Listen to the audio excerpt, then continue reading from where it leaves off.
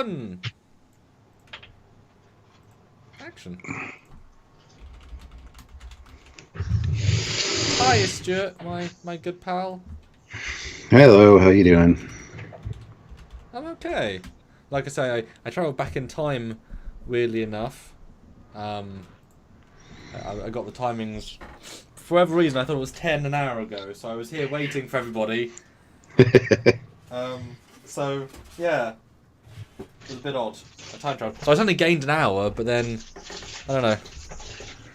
But I was also awake until 6 this morning, so it's been an odd time day. I've had a very short day, but also not long enough. Don't know. Yeah, I slept like 12 Yes! hours straight. Oh, yes.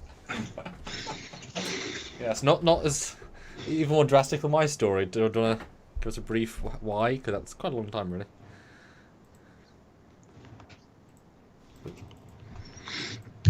Sorry, what? Didn't hear you. Cut it there. Do you want to say why briefly? Because that's a pretty kind of... Oh, it's not necessarily funny, but it's entertaining in its own unique way. I was helping my dad yesterday shingle his work shed, and it's a big roof.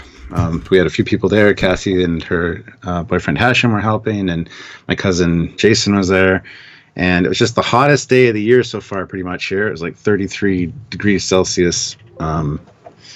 And we were in the sun all day. There was no overcast, no clouds, nothing. It was just brutal. So I think I had sunstroke at the end of the day. So anyway, I'm feeling better now. So. And having a good long 12-hour sleep is a nice thing. So there you go. That's the story. Not super exciting, but Did you feel out of sorts when you woke yeah. up? Yeah. Oh, when I woke up, I could have laid in bed for another hour or two probably. I had a similar thing. I slept for a solid 10, 11 hours, and I was pretty yawny when I woke up for at least a good 2 hours. But the fact is, you still need the sleep. You can definitely oversleep, but it still, I think, helps you in the long run. Like, you shouldn't just get the minimal amount of sleep to be rested. That's a good recharge. Even if you're now tired, it's a more refreshed tired than drained tired. Yeah. Well, the weird thing is, I woke up at 3:30 a.m. because I went to bed around 9 p.m. Yeah. Woke up around 3:30 a.m., which is usually the time I go to bed. Yeah, oh, God, that's even worse. And went up, had to go pee, so I went pee, got a little bit of drink, and I had a massive craving for sugar. And I'm lucky that I bought a chocolate bar at the store because I went and ate a Mr. Big bar, which you might not have. You don't have in the UK, but your dad really liked the Mr. Big bar when I brought it over. He said that was his favorite one. Oh yeah, where did that chocolate go? There was chocolate here that you brought. I didn't get almost any of it. I just remember that. Where did the hell did that go? It was all on the table when I left. It's your fault. Well. Anyway, so yeah, I had that chocolate bar, went right back to bed, and yeah.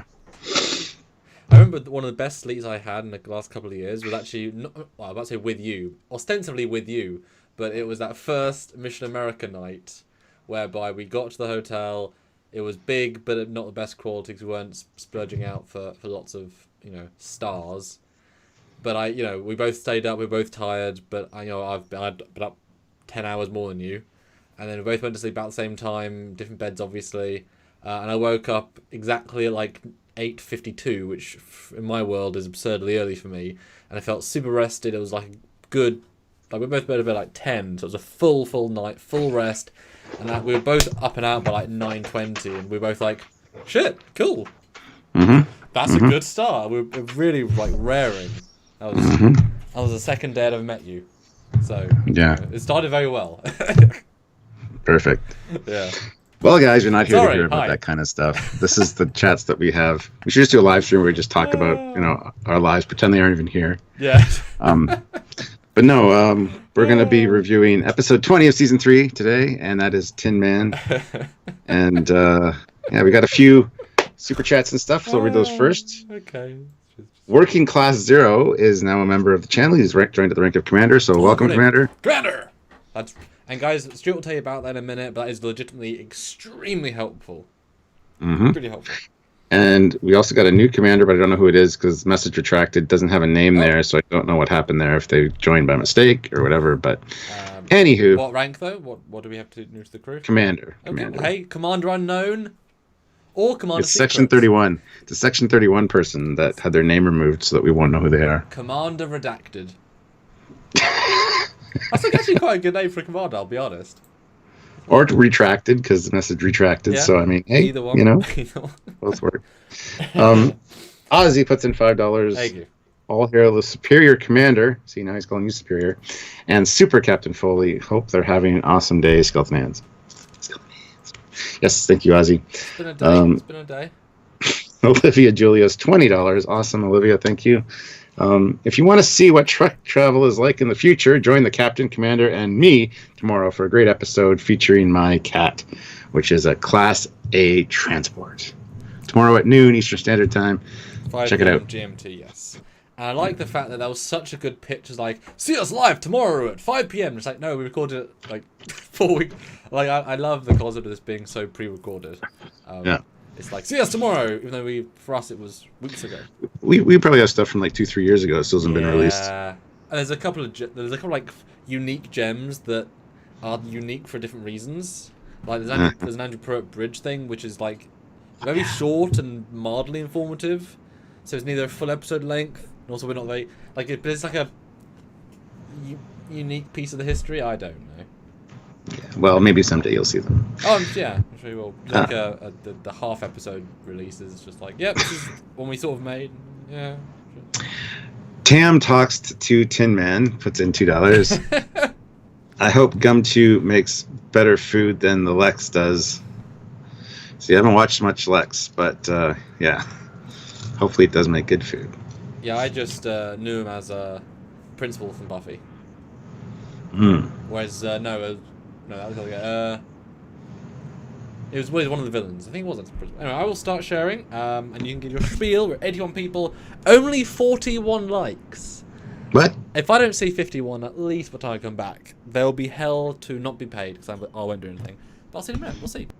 76 people watching. Come on, you guys can get those likes up. So yeah, this is the part where I tell you guys that super chats are great. As you can see, we already got a few from our regulars, which is awesome.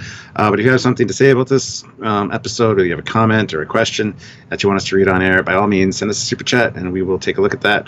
Or PayPal is the alternate way to do it. If you want to send a PayPal, it goes into a separate fund for like travel and equipment and stuff.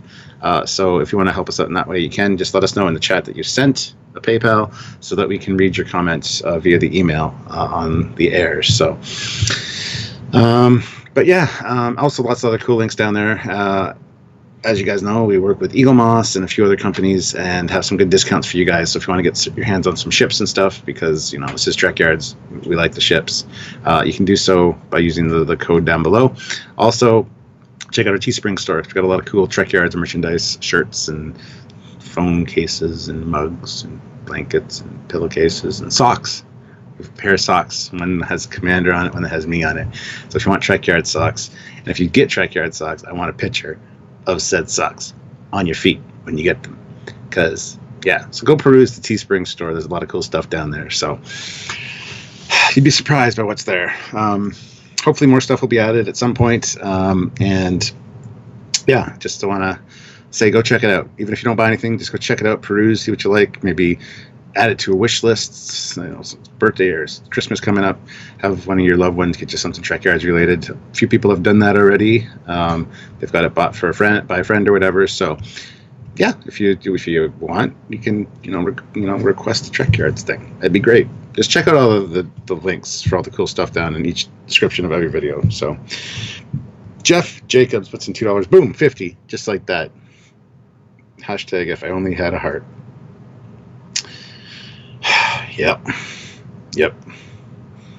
Birdo Prey 5 is here. Hello, sir. Will be my first Eagle Moss ship. What will? Oh, Eagle Moss has awesome, all good things. 3 nacelle Enterprise D coming soon for pre-order. That'll be your first one? Oh, man.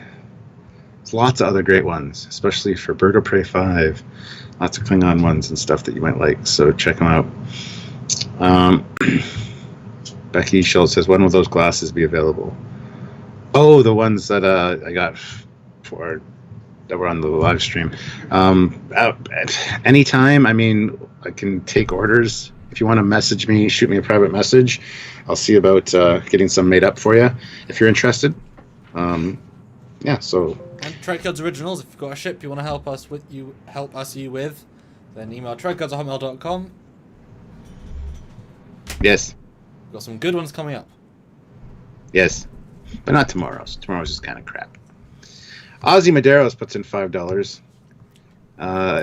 Here you go. Got the 50. Yes, we did get the 50. And I'm just kidding, Olivia. Guys, check out tomorrow's episode. It's actually quite unique. And it was a fun one to do because it kind of took us outside the box of the normal ships we cover with originals and stuff. So I want to thank her for that. That's just legitimately interesting. Yeah. Well, I know it's fake within fake, as in it's fiction within the Trek fiction, but it's really, we obviously treat it as if it just fits into canon, so it's really interesting. But anyway, Stuart, so, Season 3, Episode 20, Tin Man. Remind us your original first thoughts, and how do you feel now having watched it for the Trekyards full review analysis introduction show? I remember hating it. Upon rewatching it, it's actually better. Why? No, it's just I didn't remember anything about it. I remember I didn't like the main guy, and I just thought it was kind of dumb. Having rewatched it now for this, I can honestly say it's better than I remember. It's got a lot of Star Trekkiness to it, but at the end of the day, it's still a meh episode for me. And it's surprising because there's so much goodness here and so much Star Trek, an unidentified life form that's not a standard life form. It's not humanoid. It was, roaming for thousands of years, could be from outside the galaxy. They have to go into unexplored space to find it. It's a battle against the race against time with the Romulans. 2 ships, one gets destroyed. And so there's ships, there's combat, there's a whole bunch of cool stuff. Well, not really combat, but you know what I mean. The potential for combat.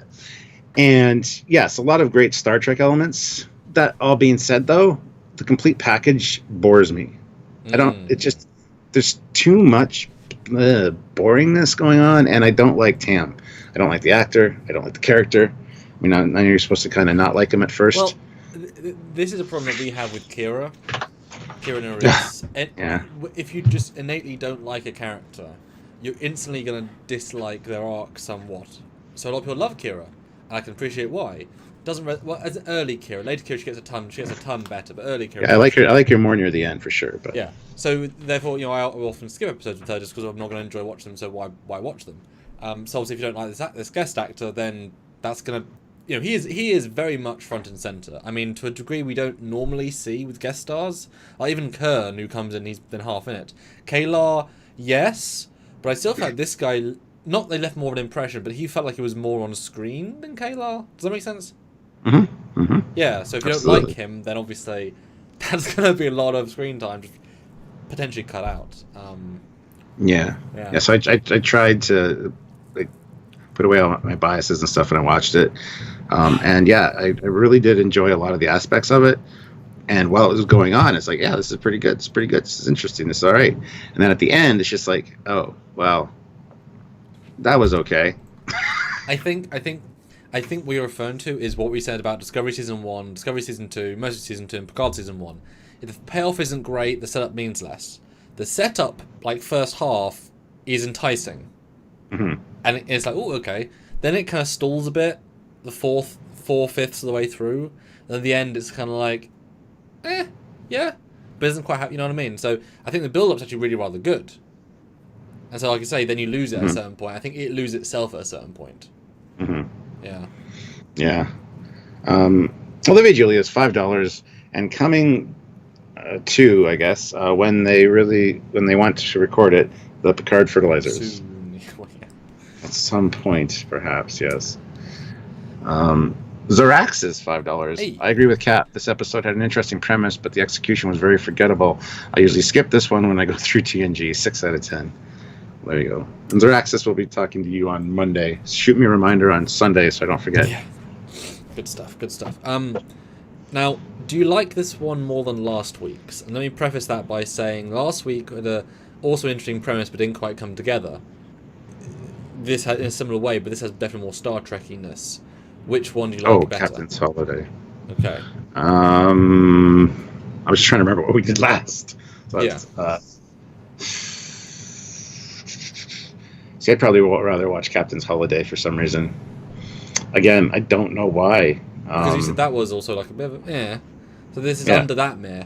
But it's an intriguing why, It is, because this one has all the Star Trek goodness that I like. like some really, Star Trek elements, and it just, I don't know why, it just didn't hit home for me. While I'm watching it, it's all right, but like I said, afterwards, the taste is just kind of like meh. The aftertaste of this episode just kind of meh. Well, the thing is, the end is the ending is like, right, you had a really good starter, right? The meal was pretty good, and for dessert you were given 2 cream crackers. You're like, oh, thanks. I don't say I wanted that, as in like, like I'd rather have a piece of chocolate cake or a sundae. I don't want a cream cracker. Could be nice, but not really what was the best topping. Yeah, so my thoughts, yeah. So I remember being middle of the road with this one. It's super memorable in that the name is Tin Man, the alien's Tin Man. Like, it's obviously very memorable because it's you know, Tin Man. Do you know why it's called Tin Man, though? Because it's based on Tin Man from The Wizard of Oz, and it was looking for its heart back, essentially. It wanted a heart. It wanted a reason for being. I assumed that, but I guess, yeah. Plus, there's there's like a double meaning with Data as well, because he's technically a Tin Man, and, so it's actually quite a deep episode title. I like it. Yeah, I assumed it was... Although it's weird that the whatever guy doesn't call him Gomtu from a certain point. It's like, stop calling him Tin Man. That's not his name. Stop calling him that. Like, you know his name. Give him the respect, call him in his name. Imagine if the episode was called Gum2. You'd be like, what? That is about an old man's gums? I'm going to. But I think this one is definitely better than you think it is. I think the performance of the main guy is actually really rather good. Not likable, but he's putting a ton into that role. I mean, he's giving it his absolute all, and he's a very... Like, you really get what he's doing. You really feel it. You really feel sympathy. And considering he's a very, like, normal actor, to give that much variance and interesting and face movement, like, is a good performance. Very good. And Data, I think, was a surprising... I don't remember how much he got in this one, actually. The Romulan stuff mostly worked for me. I liked the fact that they had to burn out their engines to chase them. It's such a nice detail that you don't really ever hear that ever again, like that idea. So that was a really cool idea. And they explain every part of that. That's clever. It's clever. Right down to the cloak not working properly, putting extra power into something. Yeah, and obviously, I'm sure a lesser ship than the Galaxy would not be able to detect them. It's just a sensor echo, but because it's obviously the Galaxy. Although, it leads me to wonder when Picard's at the end saying, armed torpedoes, I'm like, so are you going to start a war over this? Because if you destroy this ship, if you attack the ship, that's a war right there. It's not worth it, no offense. Like, he's just reacting. I know Data's on the ship, I guess, but, think carefully, Picard, before you start firing. Even if it's disputed space, whatever. Yeah. Did you like the episode overall, or did you have the same feeling afterwards? No, I did like it, but yeah, it lost a lot of steam within the last 10 minutes. It's very strange, because I was genuinely really intrigued in the first half hour. Well, first half. Yeah. Legitimately intrigued. The guy's performance was interesting. They give a lot of depth to his character in a very short amount of time. Good snips with Riker, good bits with Picard, really interesting. And I just think there's also a sense of disconnect because I'm kind of jumping all over the place. I think it's a very straightforward story, so I think we're just sort of jumping a bit as our discussion because it'll be very straightforward, like yesterday. That's fine, I think. But at the end, you see you see this shot again and again, right? But there's a weird moment when they beam aboard, and it's like, oh, so what, you beamed past the Deredex, really close to us, like that close to a star? Yeah. And then they have to fly to it, even though they're 18 minutes away. But then also there's a moment they have to fly fast to beat the Deredex. But how do you beam that far? Whereas really, they should be next Enterprise. But you never get next Enterprise, so you get this big disconnect of like, well, it's just over there. Where? How big is it? What to do? Like, they couldn't connect the pieces. Like that, it just feels a weird end. And the art design of the corridors is great. The room was not great. But then how do you design a organic life? So it's interesting, but it didn't... And then the fact you don't even know if he dies at the end. Like, I thought he didn't die, but then the way they sort of play it, he might have died. I'm assuming they didn't. But the way is like, oh, he found peace. But exactly. Peace literally peace means I don't need to live anymore. I found it. So Yep. it could be either. I'm And- left unsatisfied by that. It's like, well, did he survive or not? Is he transwarping away or not? See, that's the thing you're not supposed to know, I don't think, because even Gumtooth was there to die That's what I mean. because it was lonely. But at the same time, when they found each other, then they both had a new reason for living. Or to die peacefully. To get with somebody else, on their own terms. Yeah. It's I like to believe that they But I'm survive. unsatisfied by that. It doesn't leave a good impression at the end. Like, it doesn't leave a, Yeah. I liked the moment as well. It reminded me of Nemesis where, the star's exploding. It'd be great if, like, how did Data die? Oh, in a supernova. Oh, as ways of going, it's pretty impressive. Because that's quite an impressive way to go. And he booms back. Mm-hmm. It would have been fun to have, like, a scene of, like, oh, he died. How? Supernova.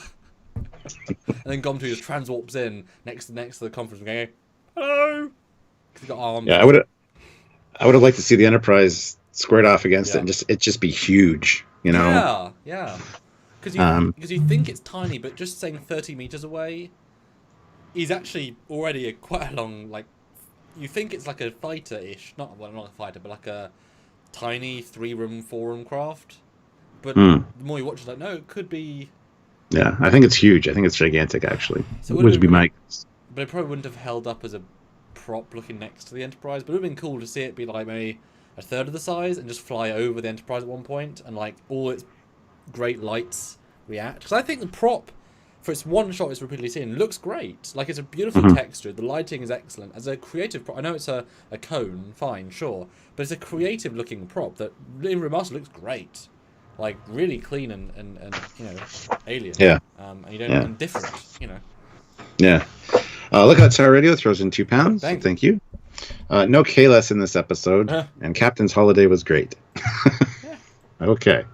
Well, we reviewed that last time, which was 2 days ago on Tuesday. Yes. Wait, Wednesday. So go back and watch it if you didn't already. You Lookout Tower Radio. If you like the episode, you might like a review of it. So. And Paul B has a great last observation before I jump in. Sun getting supernova inside Romulan territory. Was this Jada's inspiration? Which is true. No. I mean, it's not true, but that's pretty Yeah. Okay, cool. Let's go into after that very in-depth pre-chat. Oh, yes. All right.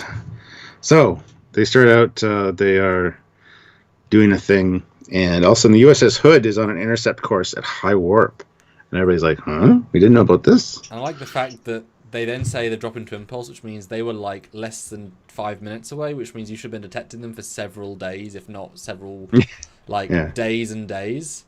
So it's like, I was expecting to be a while away, but they don't understand how space distance works, but that's okay. Well, they're very happy to see the captain. Being hailed on a secure channel by Captain DeSoto. So everybody like, hey, smiles all around. And it's a genuinely nice vibe as well. Yep. Starfleet needs the fastest ship in the fleet and the best people, and that means you. Well, why not just transmit the information by subspace if time's such a factor? Worried about Romulan eavesdropping, and we have a passenger for you anyway. Mission specialist. His name is Tam Elbrin. And he says, hard to send a passenger by subspace. That's funny. That's good. Pretty much. It could be the doctor. It's true. If he exists yet. And it's nice that we finally get to see the captain of the Hood, because, the Hood was in reference last week. Yeah. That's or the last week. A couple episodes ago. And they met that early in season 1 as well, I believe. It's the classic reuse of the stock image of Excelsior, but here he is. Here's the captain on his not bridge. Yeah. Well, I loved the whole, they send the Galaxy class boys out to explore stuff. Yep. We're just running from starbase to starbase. Yep. I love that. It's really relatable. You don't often hear that kind of down and dirty, like, yeah, you guys are really cool and special. We know that. We're just the everyday. Thanks. But in like but also you're cool. Like, he's a captain of a 130-year-old ship. But it looks cool. It does. I like it. Yeah. So they're going to have this guy be on board, and they all know who he is because of this incident that occurred, which we kind of get more detail on later. Mm-hmm. But Troy asked to go to meet with him when he beams on. Turns out he was at the university on Betazoid when she was studying psychology. And you think it's ex-boyfriend? The way it's played is obvious. Yeah. And the lovely little twist. Twist. Yeah, was he a fellow student? No, he was a patient. Dun, dun, dun. And then opening titles. So, but yeah, Riker gets pretty pissed that it's this guy, because he's like, what? And later we find out why. Two of his friends from the academy, from his class, and the one captain died during a first contact mission. But we learn that later. So I kind of like the objection at first. You know there's a history here. You know it's going to be interesting, and I think that's great. And I do appreciate the Troy in this episode. I think they almost wrote her great. She does her job. She does her job well, but she's not as personal. Like, she's not as characterful as she could be. So it's that fine line of good job, but something doesn't quite allow Marina to really kick it up a notch. But she does do a good job. She's not given the best stuff. But it's a good integration. A lot of good teas. I think also because there's, the reason they're here is for Tin Man, but the story is about the guy going to Tin Man. So obviously they're doing a lot of stuff to make him interesting, which they do a good job of. But it's like a lot of side stuff, Luckily it's interesting. Yeah. Justin Hampton puts in $20. Thank you very much, Justin. God. Greetings, guys. Haven't been busy, but here is a gift. I like this episode. Good Troy, one of the few. Good Troy one of the few. Liked how the galaxy was the creme de la creme. Explorer, laughing my ass off. Needed 100 likes. Make Blue Jays pay. Jeff, come on. Yeah, guys, hit the thumb if it's blue. If it's blue, you did not do. I forget how that works. Make it blue. Yeah, when you click it, it goes blue. I think. Yeah, hit the like button if you have. 79. Let's do more. I like Norman's comment. Riker does not trust Tam or O'Laren. Heaven forbid they may have caused the death of an entire crew for taking the wrong side of the captain. Yeah, Mr. Maxwell, not so great. But yeah, good setup, interesting, nice tease, and then we learn about his backstory, that he was how much do we know about in this scene? Well, he's a full Betazoid. Yeah, we find out he's a specialist in first contact with new life forms. The best specialist, like the absolute top, yeah. Yeah. Well, first, before we get to that, though, that shot of... Well, we see it later, the hood peel off, but that shot of the hood beside the Enterprise, I love those shots. Yeah. But yeah, and Troy says, I'm going to warn you, though, he's not what you'd expect. So and he beams in. Yes. He beams in, and he's quite rude. Well, I don't know if he's rude. He's a Betazoid, so they have a different standard of dealing with people. He's just a bit short. I don't think he's being rude, though. Well, he lived his whole life hearing people's thoughts, so he's quite curt. He just says what you're going to say before you say it, which is quite rude, but honestly. Betazoids seem to a lot of the time. Even though I know. It's the least... But I just don't like him. Yeah, I mean... But the thing is, he's led a shitty life, really. Yeah. I mean, can you imagine being one and hearing, that's the thing. If you live in Betazoids, though, they could block off their minds, surely. I mean, there should be other things you can do with that, but... Yeah. But I like how he throws Picard the data. Yeah. Before he's even saying hello, he's like, here's data, all there, yep, great, go, yep, good! He's trying to finish the conversation before they get started, basically. It's like, we don't need to talk, here, great. Yeah, Hi, Deanna. Here's your mission details. Yes. No, he doesn't call her Deanna, he calls her D. Which I actually liked. Thought you were on Chantra 5. I legit thought that was actually a nice abbreviation, and he didn't use it like anything more as like, hey, friend. Like JL? No, but that was shitty. This worked. This felt organic. It was just unprepared. He only says it 3 times. He says both words, says his name as well. I thought it was actually very organic, considering, Yeah. Like when the dude in Equinox calls Bolana BLT, doesn't quite work. I know it's a plot point almost, but it doesn't quite feel as organic. This is, I think, it did a good job. Yeah. And then Data says something, and he looks genuinely startled. No, shocked. Yeah. Like, what? Yeah, it was really well done. What are you? Yeah. I'm an android. You get the whole thing. But yeah, then he basically gives Data Captain Picard's orders, go up to the bridge and give us. I want all this information in about 10 minutes. Yeah, it's good. And then he calls up to the bridge himself and gives Riker the other half of the orders and says, "In 15 minutes, try to take back that power." Did he say that? I didn't even catch that. Yeah. That's small funny. Small thing. Yeah. And then he's like, "Would you rather see my quarters?" No, thank you. I'd rather just get this briefing done instead of being by myself. Yeah. So Because you learn about in a little bit that he's been used to living not by himself, but mentally by himself. And so being with 1,000 people, I mean, the Excelsior is bad enough. Imagine having to go the 1 week traveling with 400 people, and then now it over doubles. That's gotta be just absurd, you know? yeah. Then we get a very strange little scene, because it's a walk and talk, and then just cuts to them in the turbolift, and it stays on a flat 2 shot for a good minute of them talking, and you're like, is this a fan film? What? Like, legitimately, it feels like, I like the fact that they just keep acting. Like, that's why one shots are good, because they have to, like, build on each other. But it's like, I mean, maybe walk in a little bit, or do something? It was a choice. It was a choice by the director. It was. Well, there's a choice not to choose. It was like, what do we do here? Nothing, just shoot it. It's like, okay. It's weird. Trust me, that was my plan all along. Yeah. Yeah, but this talks about the situation that has Riker and Picard both kind of on edge that this guy's here. Because he looked legitimately pissed at the start. He's like, that guy? Yeah. And an unnecessarily, like, there's something personal, you know? Yeah. So we find out there was a first contact situation. He was there as an advisor, obviously. And it turns out the captain and 2 of Riker's friends from his class at the academy were killed as a result. And so he wasn't there, just to clarify. It was he heard of it. Yeah. And Geordi even asks, was it his fault? And he's like, not really.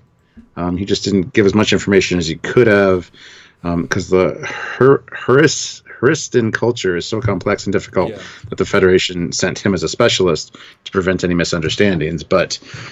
And later we kind of get more of an explanation from Tam as to what happened. But yeah, so just not giving the right information or enough of information. So it's one of those things of I get the sense, especially in this part of the conversation, that even Riker thinks he just didn't say the right thing at the right time, or he got carried away, or it wasn't like he got them killed. It's he probably could have kept them alive if he made one different choice. And I also get the sense that it wasn't like the ship got attacked. It was like they were in an office negotiating, and they say one thing and they just shoot the captain. It's like, negotiations are over. I guess I'm leaving then. That's sort of very intimate. Like, oh, they died. Because they don't give any information. Doesn't matter. But it's not like they attacked a warship and. And Jill says, I still don't like Ensign Rolaren. I have warmed up to most characters I didn't initially like. Ooh. I totally agree with you. I can't stand Rolaren. I just absolutely hate her. That's so interesting, Jill, because obviously you were a proponent for Pulaski, who, again, a big faction of the fan base don't like as much. I think a lot of people don't like some of the side people that are meant to be more mean. Mm-hmm. So that's just, but Stuart warmed up to her. I got to see her for the first time properly all the way through. Ro, I have very little to think about with her personally, so I love the actress. As Kane from Pegasus, from BSG, amazing. But it's interesting. You would be not positive towards her. That's interesting. I'd love to meet the actress though and get a picture of her. Like I said, big respect for the actress. Yeah. All right, so this is where the hood peels off. Kind of a nice little shot. Would have been nice if I know we hadn't got there yet, but the DS9 are actually putting the warp grills on. Yeah. That'd be all we have to do. And they should have, remastered. Should they have done that for remastered? Do a separate pass and give them a glow? Because then it would have... No, I like that they're maybe not upgraded yet. Okay. Still an older design, maybe. Yeah. I mean, either way. It would have been kind of nice, because I think that's such a subtle thing to do for DS9, but it just works so well. That being said, in flashback, they were glowing, weren't they? Yep. Error, mistake, wrong. I love the edit of Tuvok, of Tim Russ, who directed it or something. He's like, and what's amazing for the anniversary, we made no mistakes. It was perfect. We worked hard. We did everything. And it cuts to the ship and the guy's not dead in the film. And it's like Beltane, yeah. two pretty big things that you had to watch the movie to notice. So they didn't. So Tim didn't watch the movie, even though he obviously did. So it's like that thing with Eagle Moss. I mean, the most accurate Enterprise A ever, except the bridge. It's like the first. Ooh. Yeah. Ooh. Yeah. Anyway. So they got the isolinear chip with the data on it, with data holding it, and I was wondering where the hell he slipped it in, because there's no slots for isolinear chips along that back panel that we ever see. I mean, yeah, I would be fine to say there is one. It's just like matte black with a matte black. And you just don't. I'd be fine with it too, but I would have rather he kind of set it on one of the big panels. They got just set it on, would have been. But anyway, not a big deal. Puts it in, and they find out that they're going to have to go 23 parsecs beyond the furthest furthest manned exploration. They got a probe out there, but they're going to have to go quite far beyond to the Beta Stromgren star, which is in the final stages of an alternating cycle of expansion and collapse, which will soon result in a supernova. And then they learn about Tin Man, and it got its code name Tin Man. They think it's a starship, and they're sure that it's alive. Yeah. So, I like the genuine holy shit on their faces as they're learning this stuff, as if this is so outside of what they're expecting to some nth degree. And you kind of, while I don't think we, the audience, think, oh my god, because this is sci-fi. Cool. We've had some really cool stuff the last few weeks. I think we're more, oh my god, by Enterprise C coming back, even for them, it's like, oh cool. They're more reactive here almost, but you can definitely feel it through their expressions. And yeah, the meeting's fun. The fact the guy doesn't say anything pretty much for half of it, and then suddenly erupts into other information that he forgot about, and it's just yeah. Well, we find out that they speculate it's an organic creature born in space. Bleh. Attempts have been made to contact it, but direct mind-to-mind contact is our only hope as far as we know. And there's a great urgency due to the Romulans, because they're sending 2 of their own ships. Yes. And 2 Trekyards class cruisers being sent. The top speed is less than ours, so we do have some advantage. We will get there sooner. Mm-hmm. And they call them D-Trekyards. I didn't realize. Didn't realize we actually get to hear it in dialogue. But it's really cool to hear it, because that's why we know D-Trekyards. Yeah. We just Trekyards. Although I don't like the fact that we only get this one image of Tin Man, and it's the only time. I get why. Fine, sure. But that means the probe is literally just like hovering in the same place and just not doing anything. Well, I do like the little cutaway they do of the ship.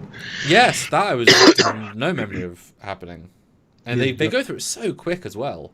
Like, it's really actually quite impressive, especially for the time. I mean, you can tell it's like 1,200 polygons, but they put effort into that, and for that limited time. Yeah. And there's actually a lot of structure inside that thing, really. Mm-hmm. I mean, you can't tell the scale, but if each of that is a corridor, and there might be more 3D. Yeah, it's definitely not small. It's not big, but... Yeah. Tam talks to Tin Man, or Jill, puts in $2. New episode title, Gumto, the Furry Bedbug. Sounds like a children's book. It's not furry, though. Yeah, and I do think only after a little bit you're wondering, why are they going... Like, this is clearly a priority, right? Mm-hmm. Everyone's like, okay, cool, we'll go do it. Mostly because it's just interesting. Like, it's so different, therefore interesting, therefore Bugsy, we're going to go do it. But he is so abruptly like, well, the only way to contact it is by physical contact. And you're thinking, that's the only way? Really?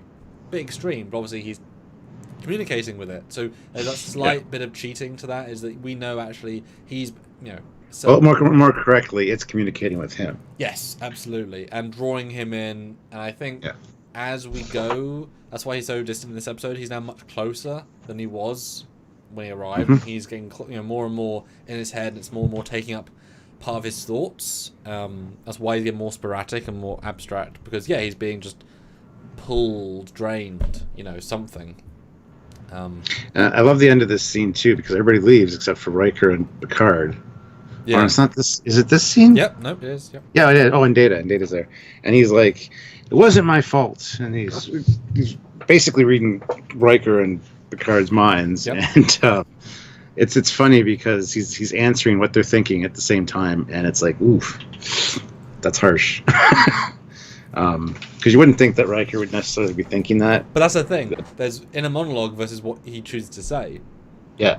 He's probably more harsh before he thinks to speak. Yeah. This was a bit of a funny one. The editing didn't quite work. He says dismissed, and then 3 of the 5 stay. It's like, well, it's not really... Well, 4 of the 6 stay. You know, just felt a little bit odd because they're not obviously dismissed. And yeah, this is where like the acting chops on this guy really does shine, because he is just delivering this. Like, he is committed 100% to this role, and to have a two-way communication with Riker in one take, and that is great. And the timings are good, and it's just very, very smart choice the way they're doing it. But the fact that we're focusing on this thing is a red herring as well, because this instant means nothing in the grand scheme. It's kind of padding, but it helps to intrigue him, and that still, you know, he's interesting enough as a character to want to know more. Would you like to know more? Yes, and then he dies or doesn't die. Well, we'll never know. Oh, but then we learn about the sort of the real backstory of the guy. He's not just talented. Yes. He's one of the incredibly ultra mega super special rare telepaths on Betazoid who were not activated, who were not like puberty equals telepathy at a certain age. He was from 0, and so having to live without the ability to even process language, now processing thoughts, screws up every single version of a person who's born with that. Some can be trained and learn to deal with it better, and some just can't, all of which need specialist treatment. And he managed to obviously use that to become super special, but he's never been normal, right? He's a special case for many reasons. Yeah, they caught him early enough and started training him early. Yeah. But still, he was still hospitalized for stress on multiple occasions. But yeah, he could read minds from birth, which as a baby, that would be like insane. Unbelievable. Find out that he's very high on the ESP scale, sort of a prodigy. And I love how they say ESP scale, whereas in Where No Man Has Gone Before in TOS, it was called the Esper scale. What's your Esper rating? Same thing. But they didn't mention that here, which I thought was a little bit of a missed opportunity. They should have said his Esper rating or something. But, anyway. So they say here, too, that he tends to gravitate towards assignments that isolate him from other humanoids. And later, I think they mention that the stranger, the better. But it's different parts, so... I never remembered this. I mean, it's such a small scene in a big episode. I never remembered that Betazoids aren't born that way. That's a really interesting curveball to throw this species. I just thought, it's just part of puberty, which makes puberty even worse. Yeah, no, really. But also means that you've got time to teach them the concept of it. Yep. Because it's so normal. I mean, they use it as their communication. They use it as a way of dealing with each other. And it probably also explains why... Obviously, I think we'll take Roxanne Troy out of the ballpark because she's such a unique fruitcake. But it also explains why Betazoids are fine dealing with general people, because they learn, say, 12 years of their life to talk. Because talking is the way... and therefore they're socialized to be both sides of themselves. This is the way. Yeah. That said, though, Roxana is strong enough telepathy that she can allow Deanna and her to talk empathically, even though Deanna can't do that by herself because she's not that strong. But still do it for both of them. So I guess even though they have to speak, the telepath parents can still talk to them into their brain, and you could read their thoughts back. So I guess you don't necessarily need to have vocalization, but you. Or, I'm just saying that you still probably teach them to be vocal as well as non-vocal. Next scene, though, we're on the bridge, and something is tracking us, sir. Data says, no known phenomenon can travel at warp speeds. That annoys me no end, because things can. And the fact they're so dismissive. Like, it's like, nothing in science can do that! 1 season's time. Wow, it can travel at warp. Yes, it can. Like, they're scientists. Why are they that dismissive? And also, the camera's out of focus. Especially Data, you know? It's this tiny thing. It's just funny. Well, so his next line would make sense, where he says either it's a sensor malfunction or it's the Romulans. Yeah, well, But they could have streamlined it to make more sense. But yes, I agree with you. And then like, we shouldn't be able to detect them at all. Well, they might be pulling so much power for something else that they can't fully cloak. And then Data's order is, if any change in its behavior, initiate yellow alert. So I think you'd be at yellow alert already. An unknown thing tracking you, which you know it's a Romulan because you're not dumb. Yeah. And it's also, you're also at warp, which means your shields are up. So, like, why not just put the shields up to yellow alert power? Interesting case. It's like, you know. But I do like the deductive nature. I just don't like how there's only two choices. There are more. But the limitation of the tech, that's fun. We've never seen that before, as far as I can remember. That Romulans can be visible, but obviously not visible, but enough. But it makes you wonder why even bother with the cloak if you know that they're still going to be able to be detected. So why even bother with that? Without the cloak, because they say specifically power's being drawn away. So without the cloak, suddenly, well, they wouldn't necessarily need to burn I mean, they probably would in some degree, probably less. They're probably going faster without that, because we know it takes up a ton of the power. I mean, a ton of the power. Yep, absolutely it does. But I guess it's one of those things of they may detect us versus they have detected us. And since Enterprise D, because they don't necessarily know the Enterprise D knows they're on their way, and therefore obviously actively censoring anything that could be the smallest hint of a Deodex, whereas normal operation you wouldn't have that as active, even though you really should. True. But yeah, it's a little bit redundant. It would have been nicer if it was more of a aha moment. You know, like Sulu says, "Hey, is that a shimmer?" Like, he saw it. You could miss it. You know, Star Trek 3. Rather than, look, there's an echo. It's exactly behind us, exactly this distance. We know all about it. It's like, well, then you've detected it. You know, there's not much else there. Justin Hampton, $5, 100 likes. Make Blue Jays pay. And I would have been at red alert the whole time. Kirk would have LOL'd. TOS sensor beep screens up. Okay. Gotcha. Jeff Jacobs, 203, 100. If you didn't blue, it didn't. If you didn't blue it, you didn't do it. There you go. Hashtag make Jeff pay. Oh my God. I'm having trouble reading today. Anywho, so next scene's in his quarters. Troy comes in, and she said, "I thought you might be lonely." And when she says that, I'm like, "Really?" He probably hears everybody on the ship. The next line of his is, "Yeah, I can hear everybody on the ship." And also, she could sense his feelings because she's an empath. He's not lonely.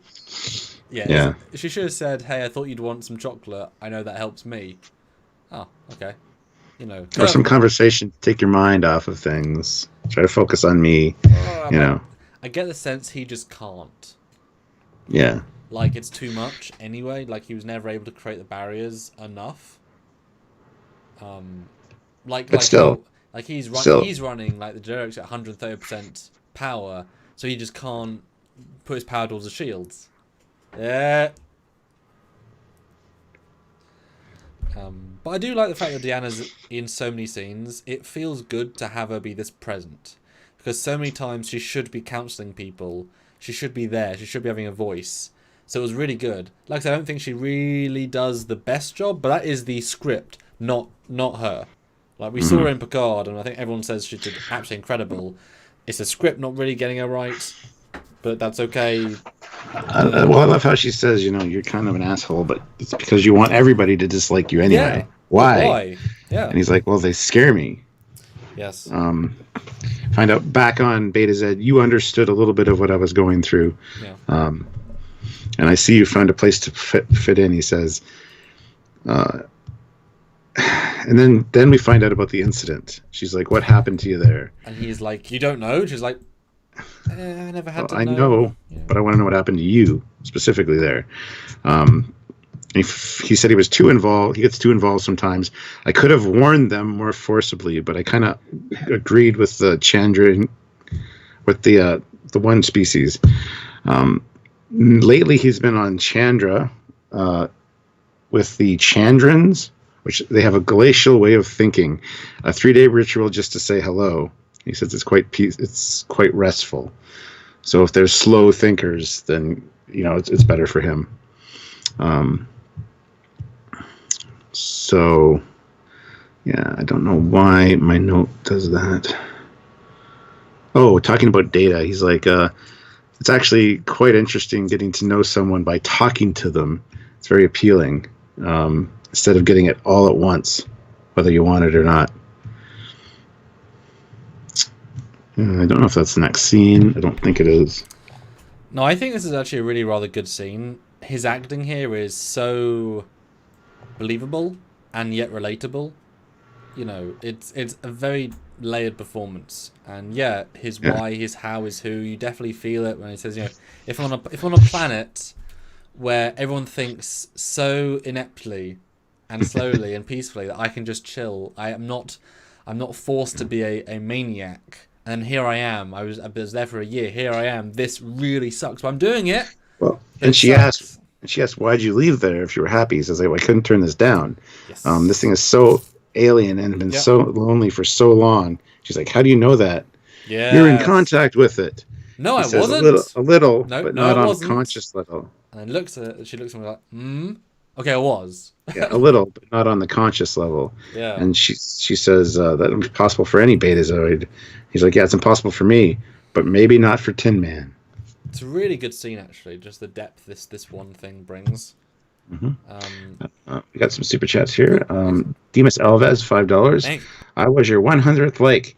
I remember watching this as a child, and Tam giving me nightmares. He was so weird to me, still kind of is. Yeah, that's one of the reasons I don't like this episode as well. Brian Straight, $5. I always felt this episode was overrated. Not a fan of it. Tam Elbrain, whatever, is a lot to take and have focus on. Yeah, so people have the same kind of thoughts as me. It's as much as it's a good episode for what it is, it's him that takes away from the episode, even though he's a good actor and he portrays the role competently and well. It's just, yeah, he's kind of creepy. Just saying. I wouldn't say creepy is the right word. I mean, he's not like the other guy, the other telepath who, seduced Deanna. Like, he's not after her. He's not vicious. He's not mean. He's not sex offender. He's not predator. He's not trying to hurt anybody at any point. I mean, he's a tortured soul that is trying to help people. I don't know. Creepy, I think, is the wrong word. I mean, different. Aspergersy. I think he's very understandable. I wouldn't say creepy. It's kind of sad that people think he's creepy, honestly. No, it's kind of the consensus from what I've heard. Well, but I'm sad for those people, but I guess I relate to him more as being, whatever. So fair enough. But I think he's very good in this scene. And there's another bit of dialogue you mentioned specifically that I can't quite remember. You said so much. I don't think I'm going to remember it. But there's something else thing that I like. I'll leave it at that. Okay. Yeah. So anyway, back on the bridge. They're 18 minutes away now. I didn't like this little thing. Riker is so passive. They are so passive. This thing's going to explode, and they're like, "Sir, it might explode soon. Thank you." Well, it's still a few days away because they said the stars become more unstable and could go supernova in a few days. Except it isn't. It's going to destroy today.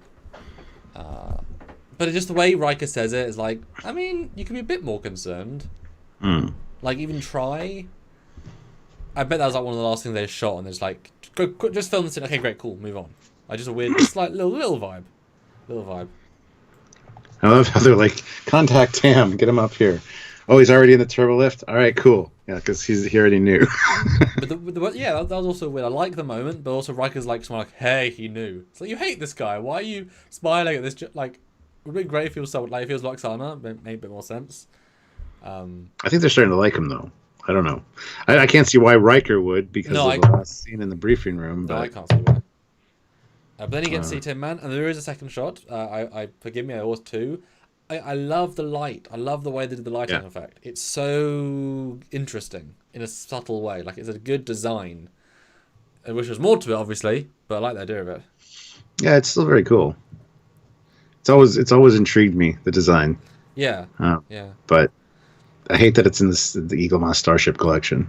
Oh, I thought it was... Yes, technically it's a starship. I will never have it because I don't want it. But I love it. It's a great little model. Actually. I mean, it's really plasticky. There's no metal in it.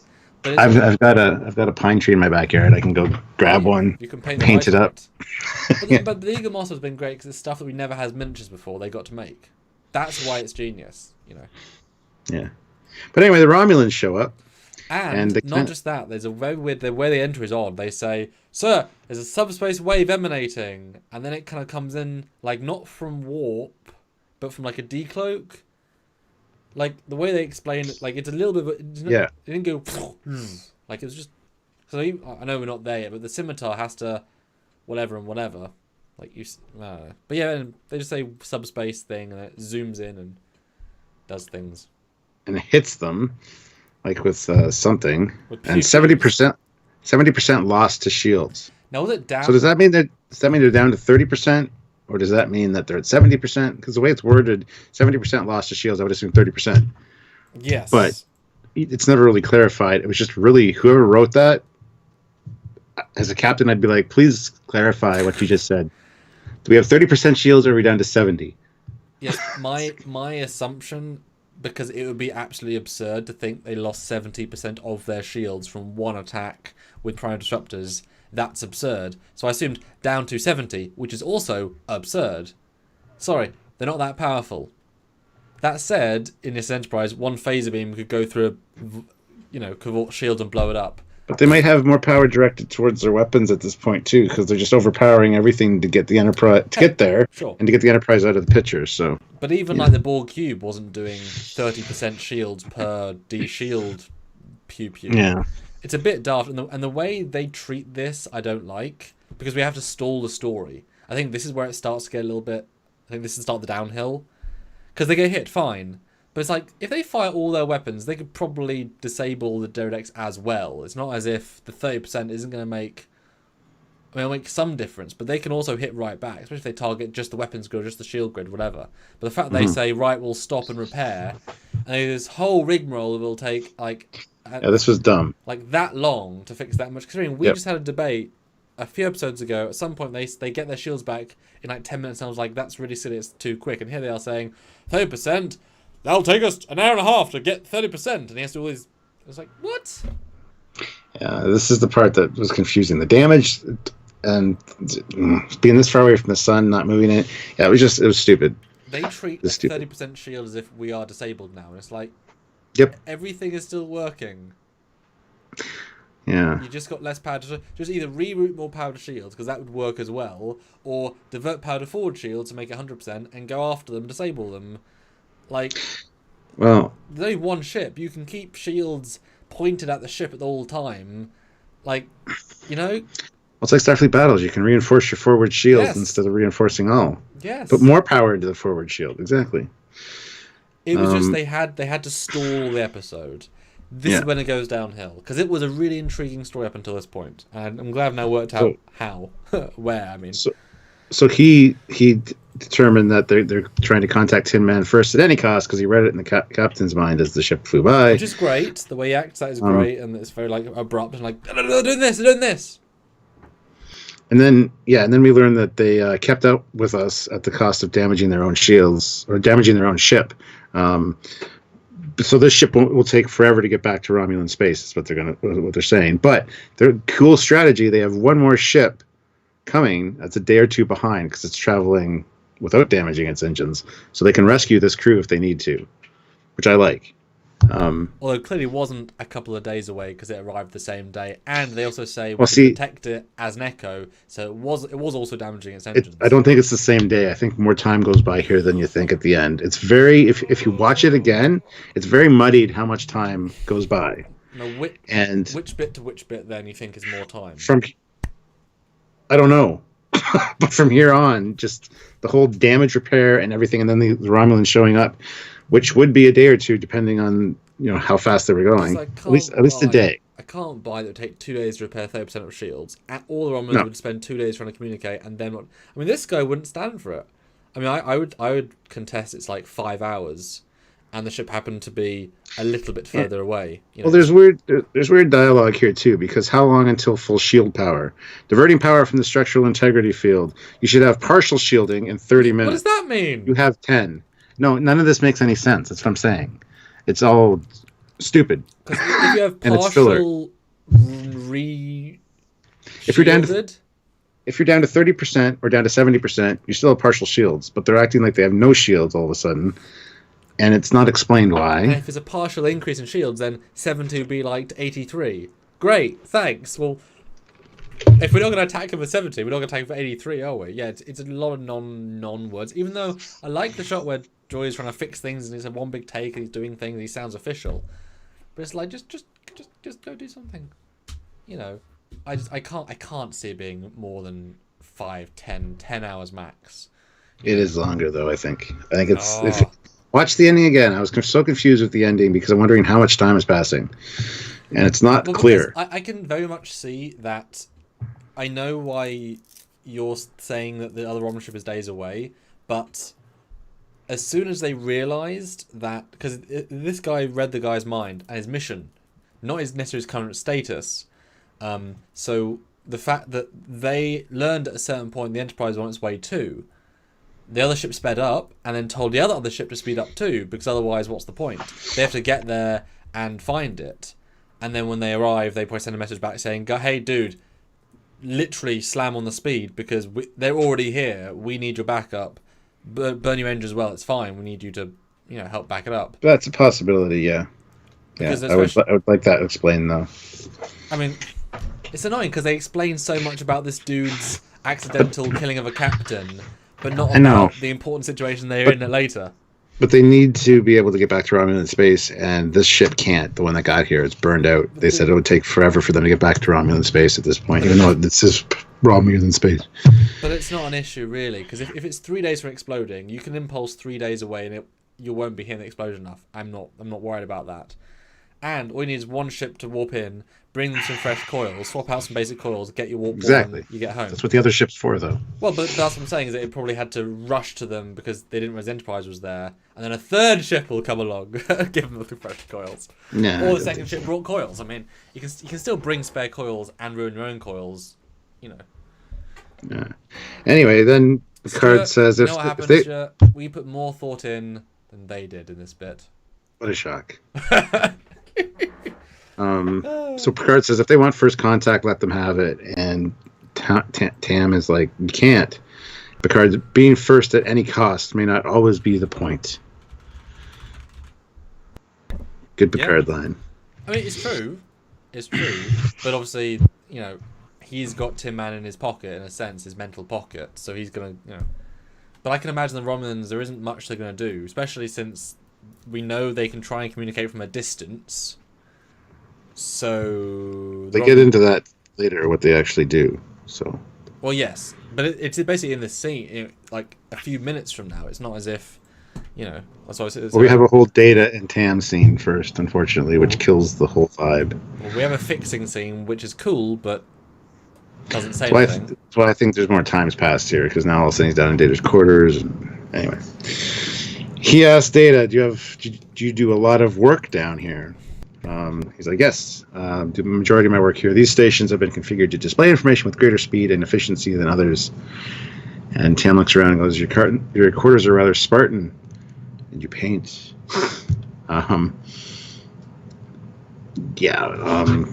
It's a good scene between the two of them. I love that he can talk to Data, and it's new for him because he's having a conversation to learn about him. He doesn't just read it all right away.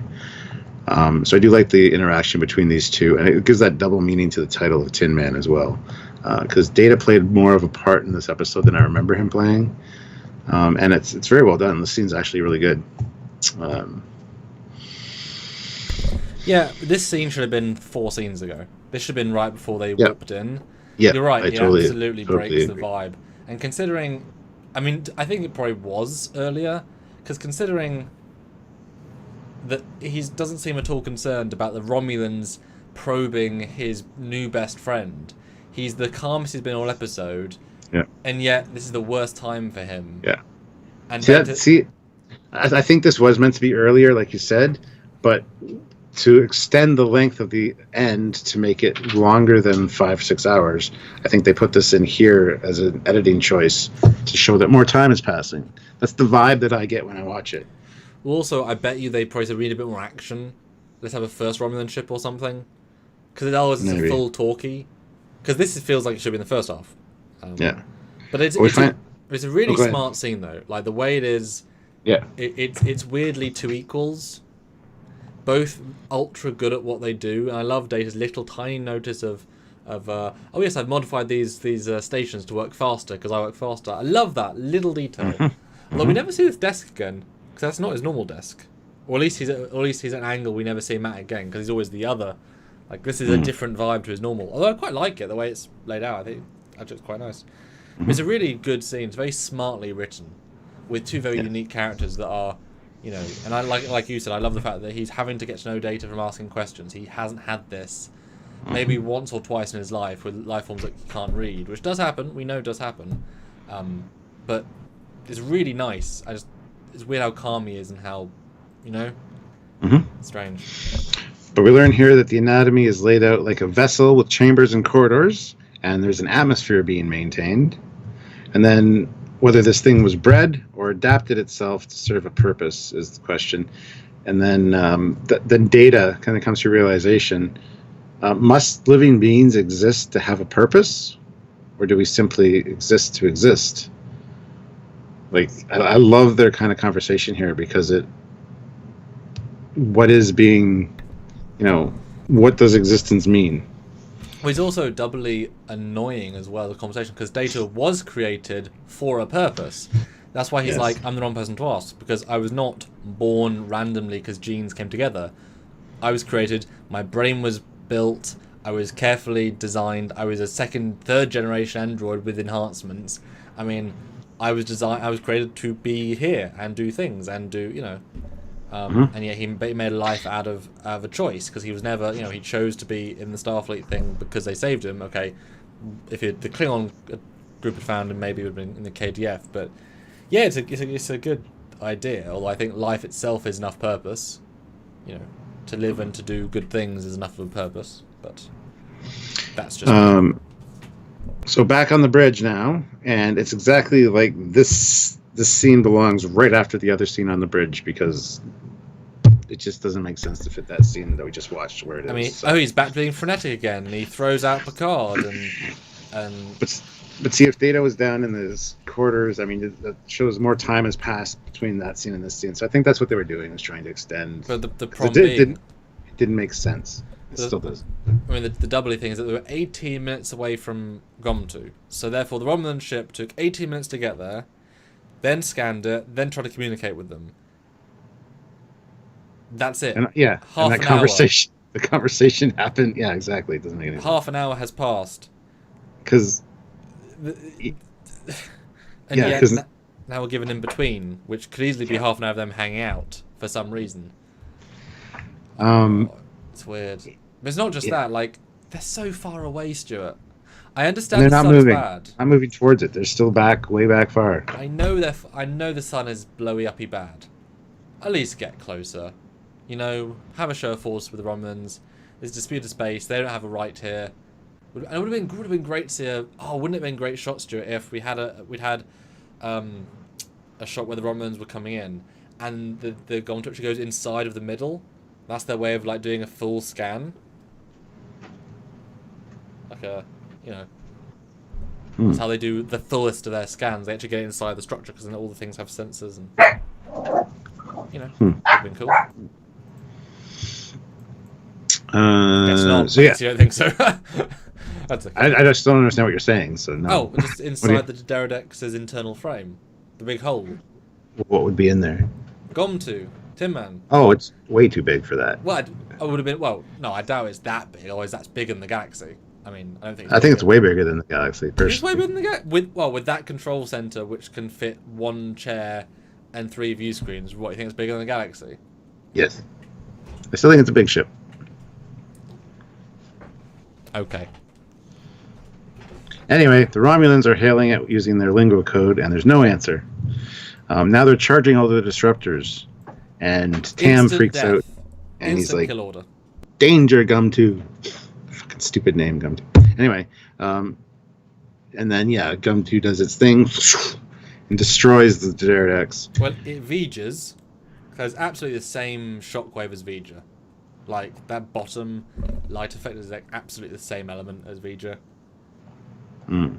And it is pretty viciously destroying the Pterodactyls. It is really abrupt as well. They don't dwell on it, but it's like you just killed 1,000 people. Well, I love how the ship like shakes and then explodes. It's awesome. Yeah, but that's that effect does not hold up though, because at that distance from that sun is a very long way away from the sun, and the ship is very close to it, but also quite far from scanning range. And then it explodes in a really shitty explosion. So, not great. Picard says, "It seems you have awoken Tin Man." Then it hits the Enterprise and causes... We never see this level of damage. Everyone is flung around. I mean, everyone flings themselves around. Well, see, this would make more sense too to be earlier, so that they can't move from this point on. Yep. And then the Romulan ship hits them. Yep. After this happens, so that the shields are really compromised. Like it just. Yep. It needs a reshuffling. Yep. And they could have said that if only we did, we went in with our 70% shields, and if our shields were 100%, we might have survived that hit. But because we had lower shields because of the Romulans, this is the damage we get. Now we pay for our need to go and follow them in. That would have been great. But I actually love the fact that we never see this. All of the panels are off. Mm-hmm. Normally, damaged panels are still on for whatever reason. Lights just go down. Or flickering, yeah. So it's really unusual to see it just like...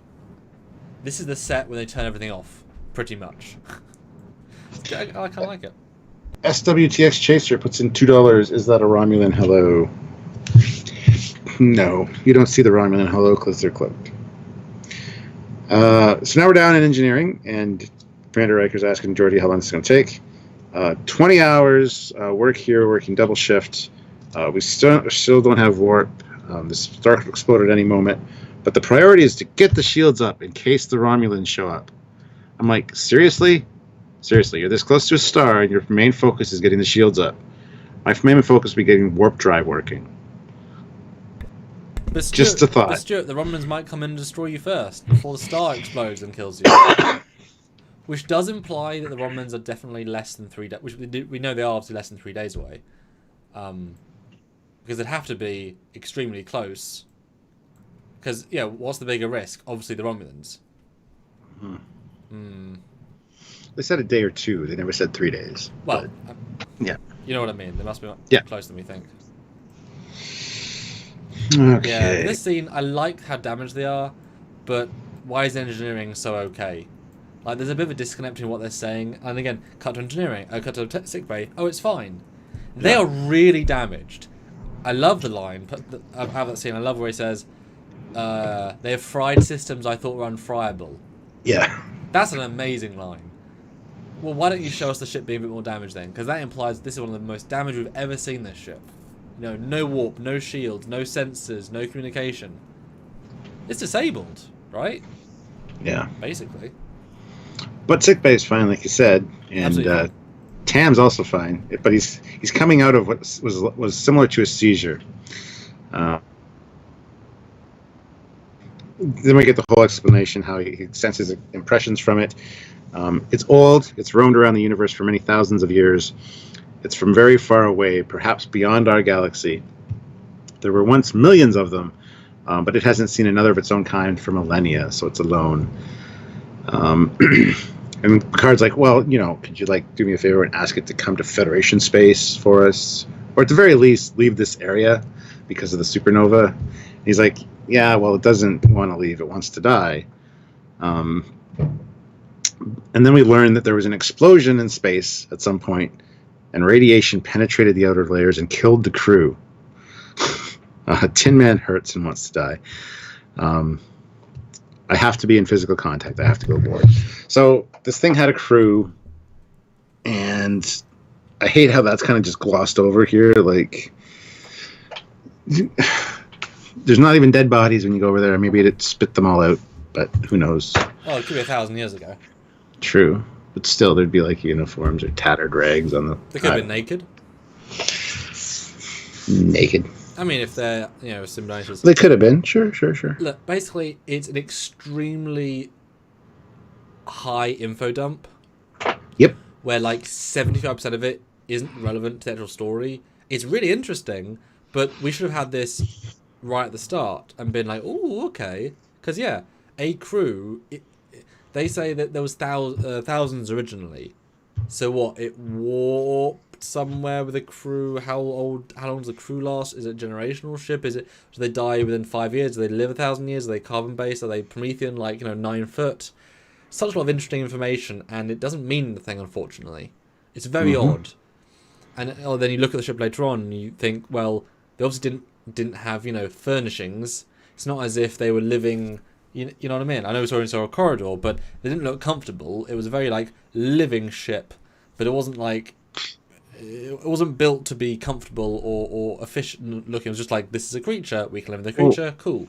We're assuming that they were also humanoid. They could be gaseous balls of whatever. No, well, they say the breathing is still there for carbon-based R style.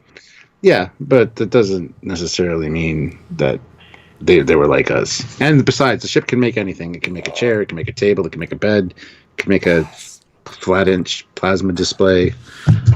I know why you're saying that, and I do agree, but I think they're trying to tell us they were humanoid. So I think the chair was just the normal chair we have. Look, here's a chair. Oh my god, it fits you. Cool. And you're so similar to me, life form. You're so similar to the crew that I can bond with you, because I doubt, if they were a gaseous anomaly life form, that he could also bond with a carbon-based. They must have been similar enough. So I took it more as they were a Andromedan carbon-based life form people that were telepathic, and they grew their own spaceships and they explored. That's what I took from that. Similar enough. But that's... it's interesting, but not given enough, Yeah. And the next scene is a very long scene that says nothing, except that partial sensors are back, and another Romulan ship is on the way. Oh, no, it does say something. He points at his engineer, Russell, a few times, and says his name twice. Our friendly engineer, Russell. Yes. It feels like the most important thing to say is that the guy's name's Russell. He gets a name, Stuart. Stuart, we got a new name. We got a new name. Yeah, it's a very non-scene. But hey, LeVar Burton, absolutely selling it. He's selling nonsense. Good for him. Now we're back on the bridge, and there's a conversation of how far can he be trusted. I'm afraid the alien is calling him. It's just the next scene. I don't even fucking know. No, that's in the ready room. Milao can says, why aren't we watch partying this? A, because it would copyright flag and we couldn't earn money, which means we have to close the channel. We can't stop and start it with this much conversation. Otherwise we'd be saying, right, sorry, Stuart, I have in 5 seconds. Pause. Let's talk about the scene. And if I watch partying, I can't go through the images effectively enough to show the imagery because I'd be looking for one frame, whereas Stuart's already got the frames. So this is a much more efficient way of doing it. And you meant to kind of watch it before, and like we do. Yeah, we just tell people to watch it before our review, or maybe after. But yeah.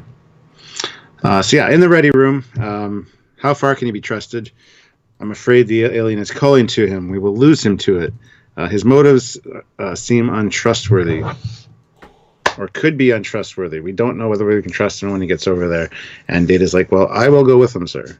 And Picard's like, well, all right, fine. Well, you missed an important detail, though. He said this isn't about trust.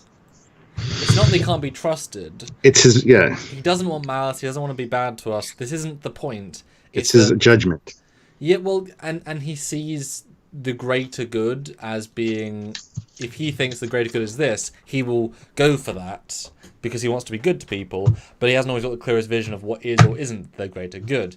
Yeah. So it's not intent. That's why, I don't think he's creepy. He's not a bad guy. He just, he has a really very odd brain because that's, what happened.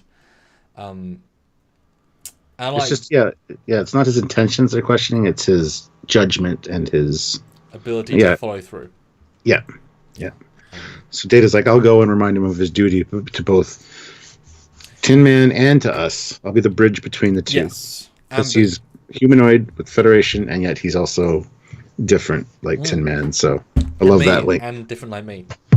He does say earlier, being different isn't bad. You're just different. Great. So yeah, they're two of a kind within one of a kind. But also like how Data doesn't understand necessarily why all this, or that might be later. I don't know, but basically it's good. Mm-hmm. And then Daenerys appears, actually kind of lazy cloak a little bit, but that's okay. And I guess it arrived however finally. Long or not long, either quickly or finally. Either way, they haven't moved close to the sun.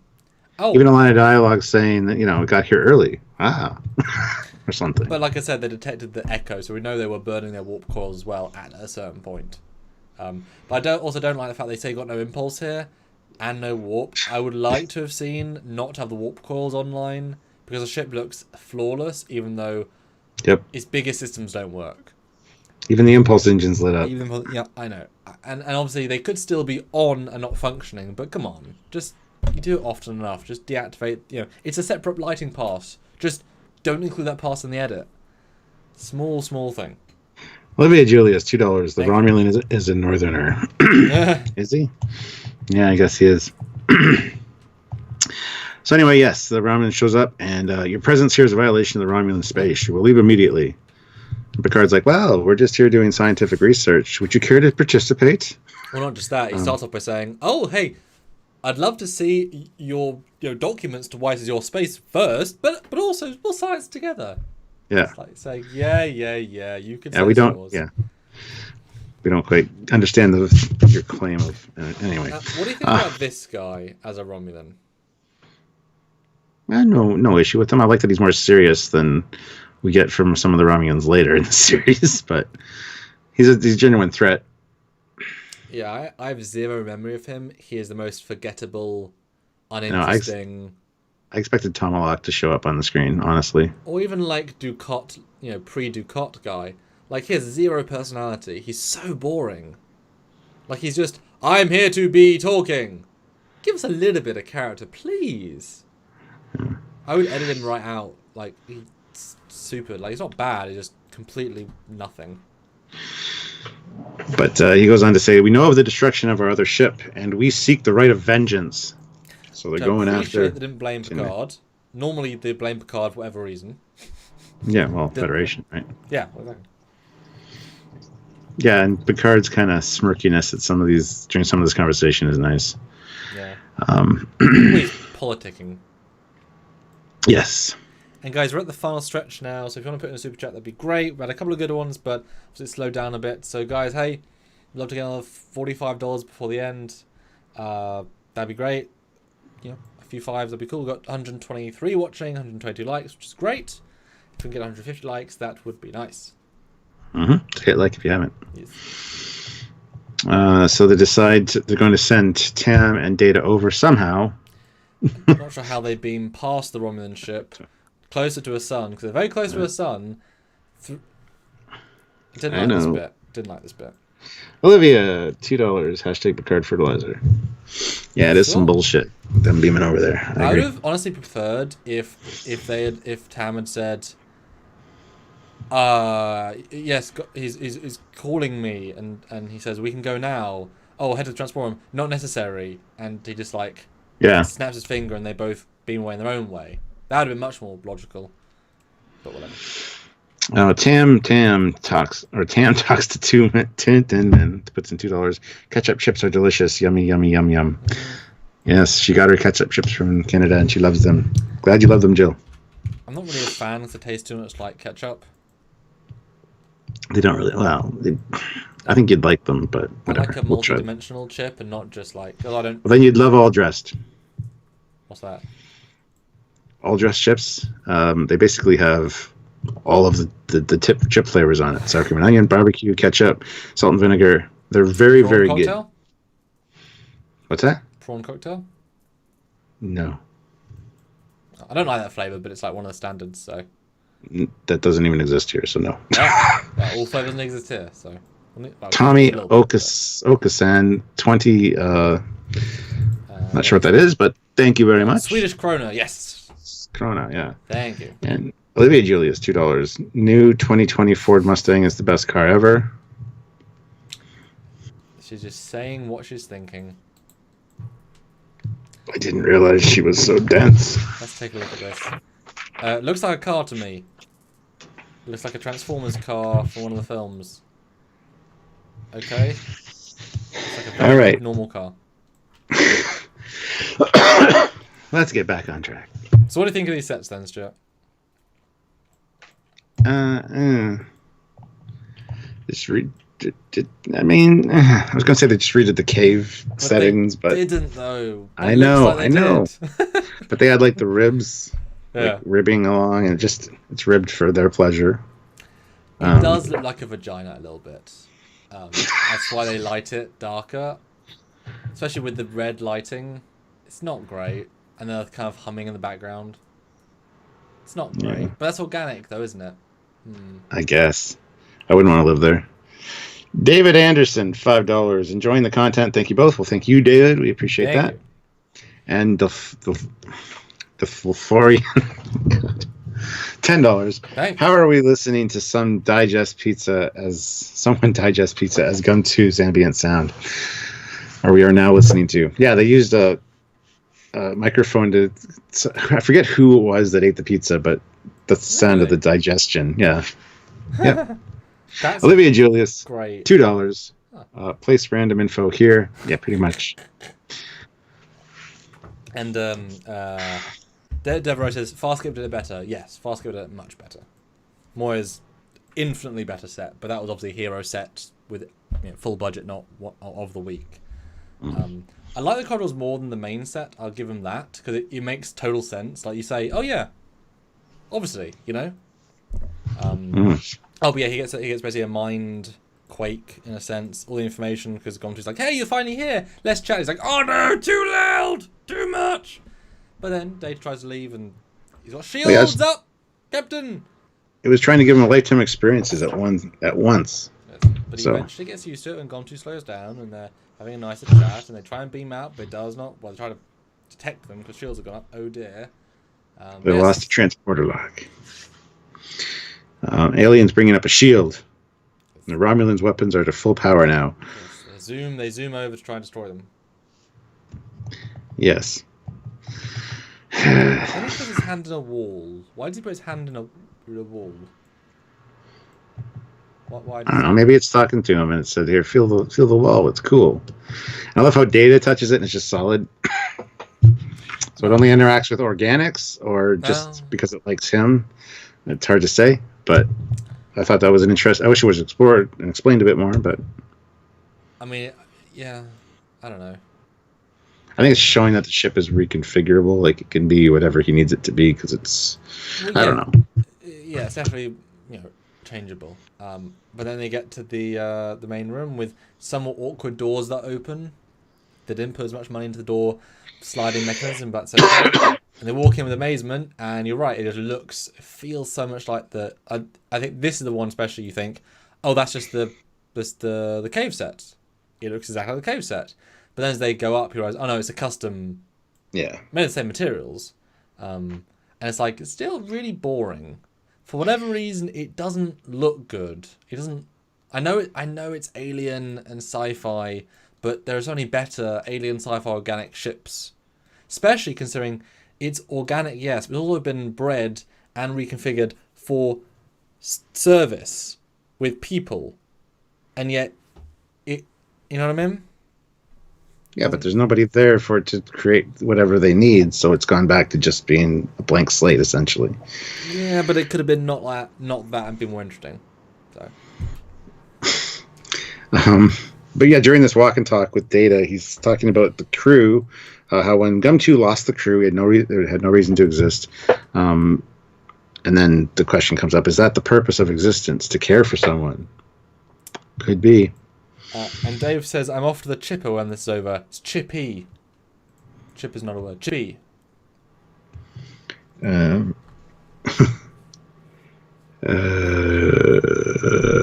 yeah, and then Data's like, I must remind you that our purpose is to bring back Tin Man, or bring Tin Man out of danger and report back to Starfleet.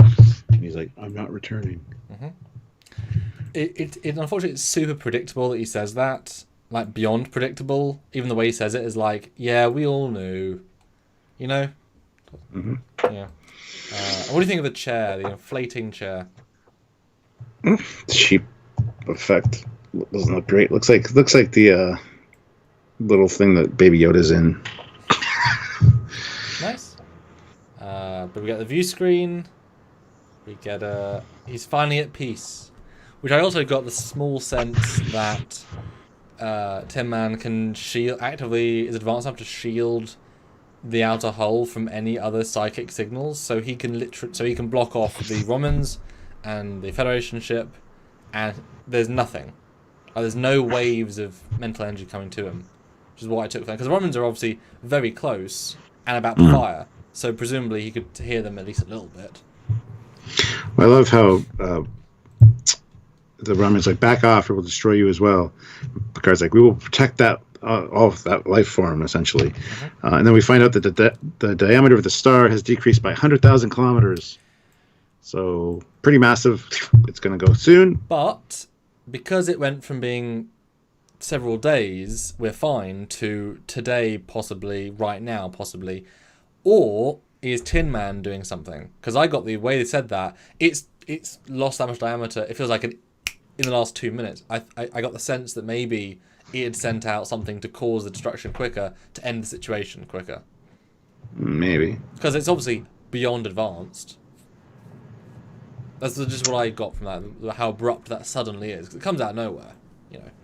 Well, it could have been that shockwave that knocked the Enterprise and that. Yeah.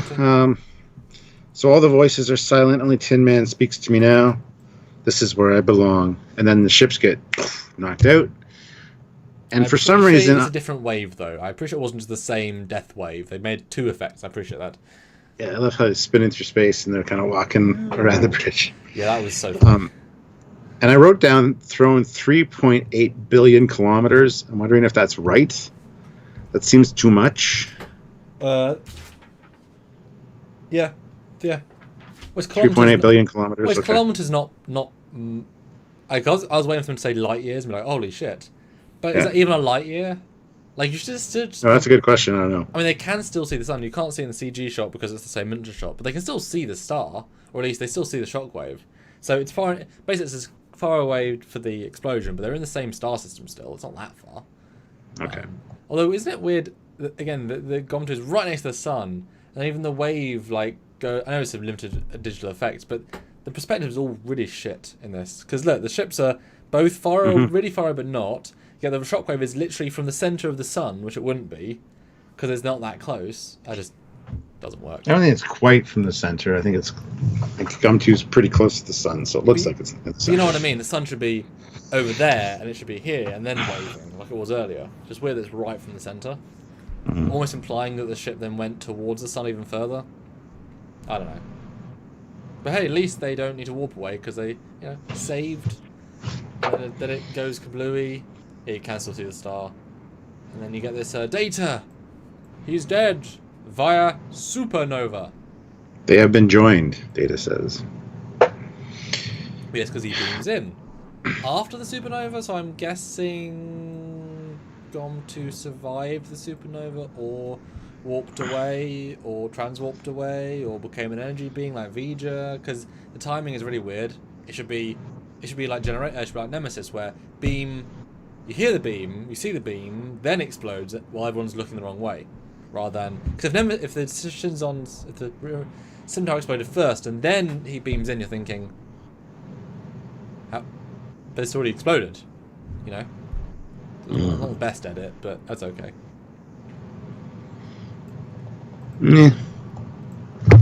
Yeah. So it's unclear whether they are both dead or if they survived. They have new purpose for living, so they got out of there.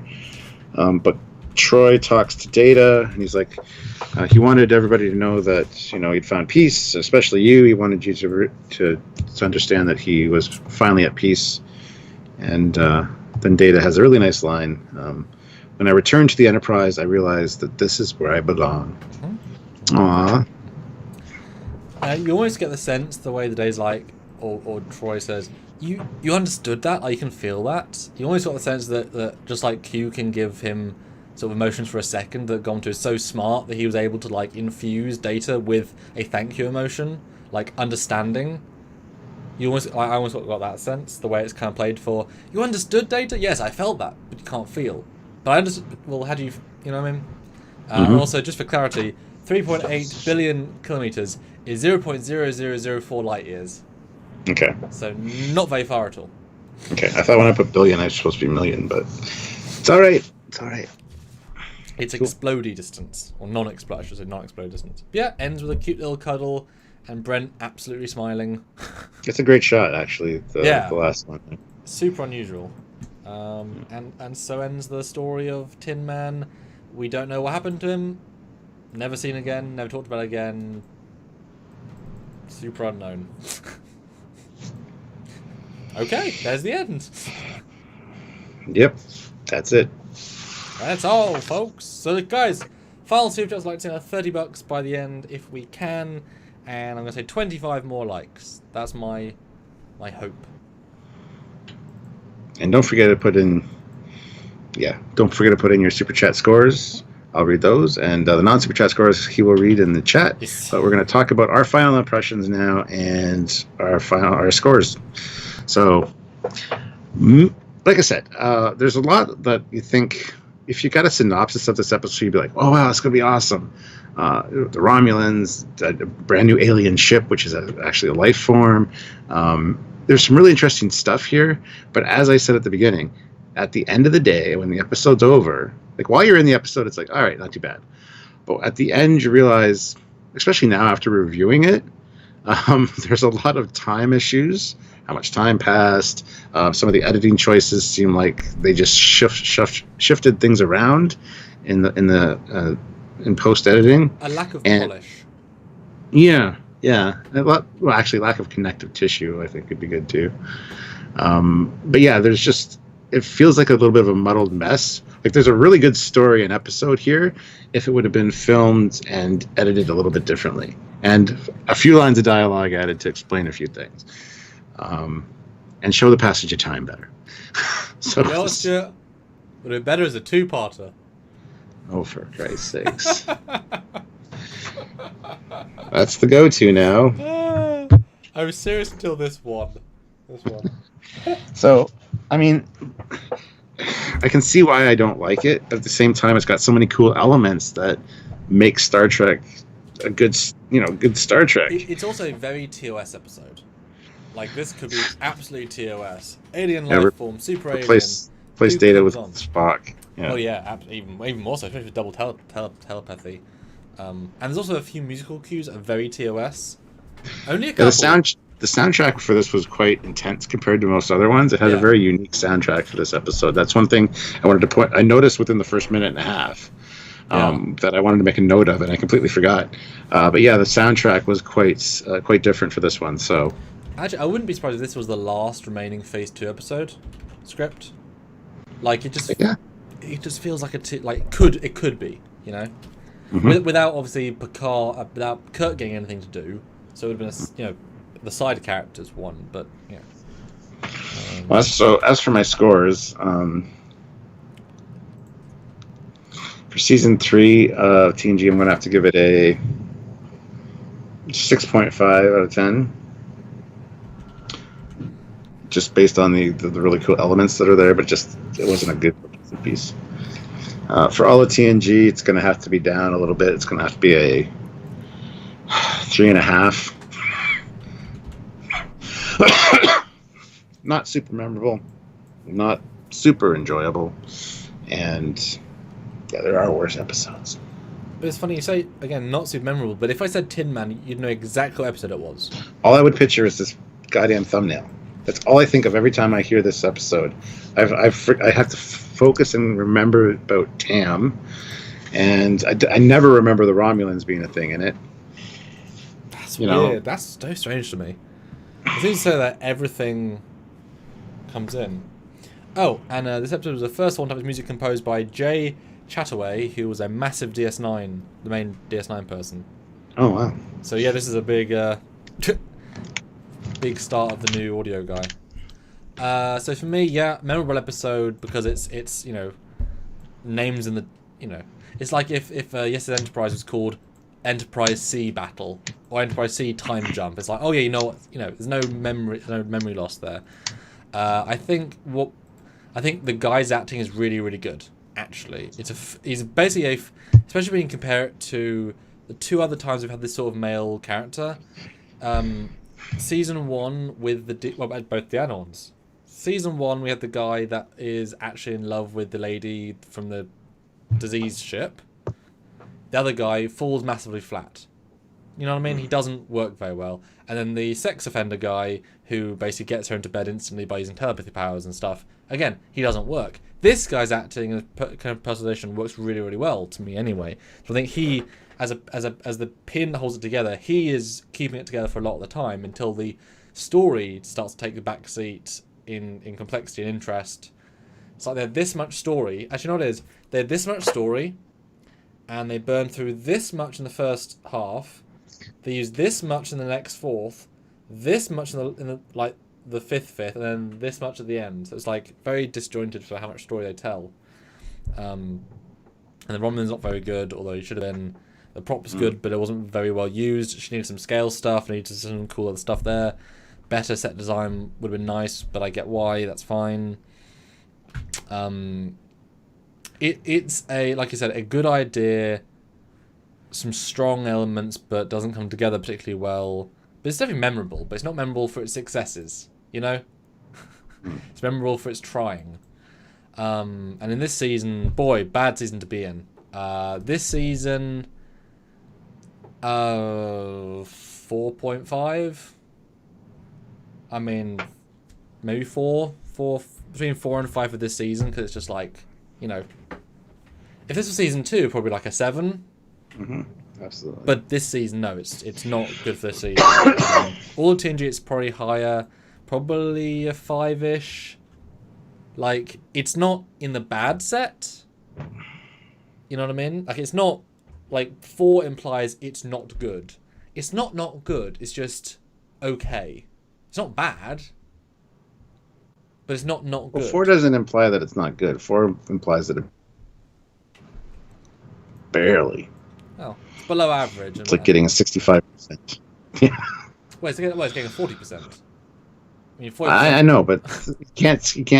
It's not a 1-for-1 comparison between percentage and a top 1 to 10 scale. No, but I don't think so. But I think in any situation, if you give a film a 4 out of 10, you're saying it's not a good film. You know what I mean? A 5, you're saying it's an okay film. 4 is obviously not a very good film. 3 is now a bad film that you can sort of watch. And you know what I mean? I get why. Obviously, TNG is genuinely so good. There is very few 1s, few 2s, a lot of 3s, a lot of 4s. But it's not bad. But on their scale, so you are right. TNG isn't a scale of good to bad. It's a scale of best to least good. There isn't really any bad episodes. Not bad anyway. So yeah, Stuart, read the super chat ones, and we've got a few, but I'd like to know $10, hopefully, maybe, and then I'll see what everyone else thinks. Olivia Julius, $5. 3 out of 5 gain points for large price of fertilizer flying in space. Large piece of fertilizer. Right. Yes. What? Jarzia, $5. 6.5 for season 3, 5.5 for TNG. Common consensus seems to be interesting idea, poor execution. Not much more to say, really. Yep. Ozzy Maderos, $5. This episode gets a 6 out of 10, a 10 out of 10 for Trekyards. It was okay storyline. It was an okay storyline. Skeleton hands. Dilithorian, $5. 7.5 for season 3, 5 for TNG equals average. Weird seeing the mayor of Sunnydale so young. Yeah. $5. I give this Trekyards episode 4.5, and please enjoy tomorrow's Trekyards episode of My Cat. That sounds dirty. Or really boring, one or the other. Like a pet thing. Yeah, look at my cat. It rolls on its back and sleeps in the sun. Woohoo! Christopher Rollins says, the worst I can say about this is it's filler. I wouldn't say it's filler, because a writer had a great idea. The script writer didn't do a very good script.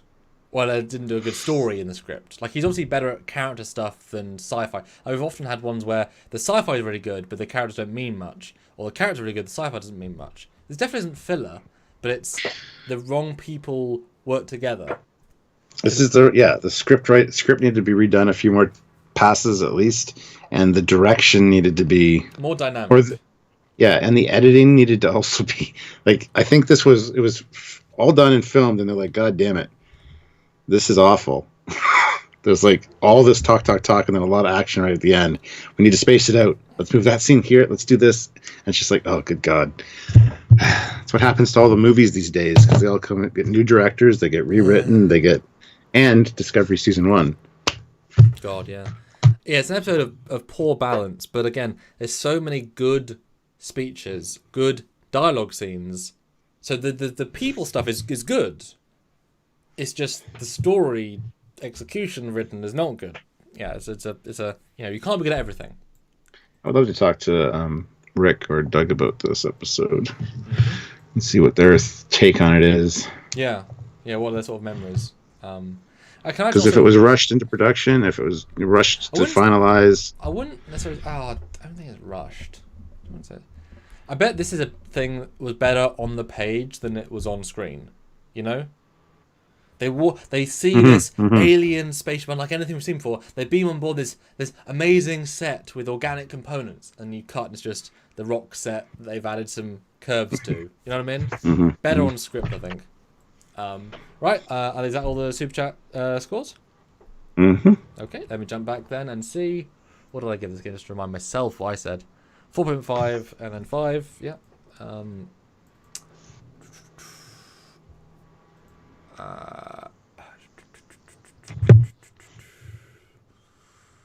5 out of 10.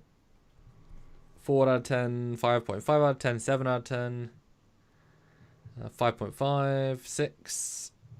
5.